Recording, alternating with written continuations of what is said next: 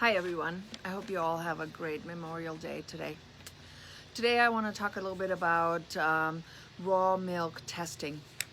When we get the milk from the farm, the milk has been tested for fat, protein, and dry matter. They all together, all three, are the compounds that we actually capture in cheese making, and it accounts to be like 13% of the total 100% of milk. So 80%, 87% of milk is water, or later on we call it whey, and we will talk about that later during the cheese making questions and answers. So your protein is a fairly fixed number. We have no influence on that. Fat tends to be, for whole milk, for Holstein cows, around 3.8%. Now, if the milk would go to a drinking milk facility, they would run it through a separator and separate the milk into skim milk and cream, and later on recombine it to the certain fat levels that consumers decided that's what they wanted over the decades. So we have skim milk, we have 1%, 2% or 2.5 depending on where you live, and whole milk, which is the full 3.8%. That's what we use to make cheese. We don't add any more or take away any fat. If you find double or triple cream cheeses, then extra cream was added to the cheese making milk, and to a certain percentage.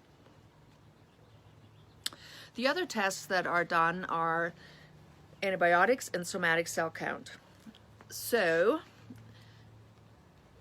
cows sometimes get sick. They get mastitis, just like new moms do, when a milk duct gets infected, and it hurts bad. It really hurts bad. If it gets really, really bad, you need to be on antibiotics to get rid of the infection. You might run a fever, and you definitely wish that nobody comes close to you within 4 feet or so, because it hurts so bad every time you touch it by accident or not.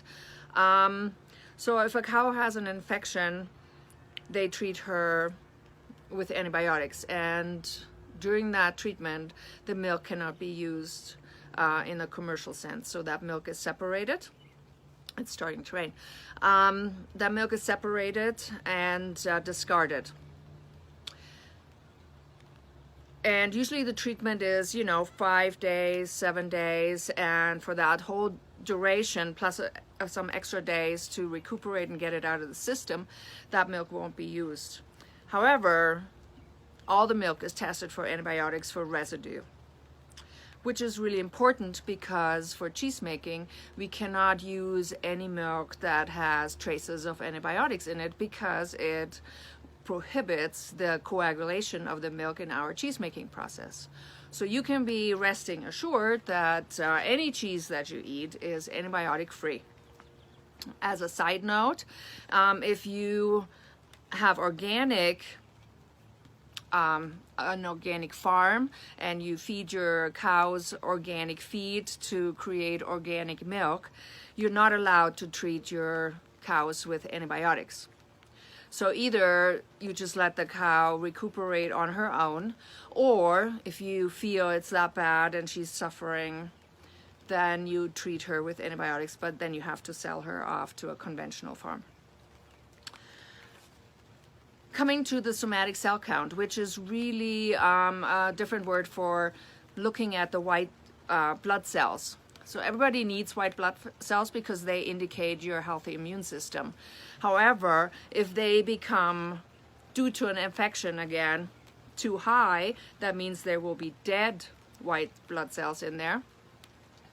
Then you realize that your cow has a problem, and you should look at it and have a veterinarian look at her to see if she does need antibiotics. So it's like an infection. And sometimes you read about how pus or something is in milk, which is really not true. Healthy white blood cells are required, so the count that we see is never zero. However, if it is elevated, obviously some of them will be dead, and but then the cow is separated and will be treated with antibiotics. I hope that clears a few wonderings for you. I hope you have more questions, and I will talk to you next time.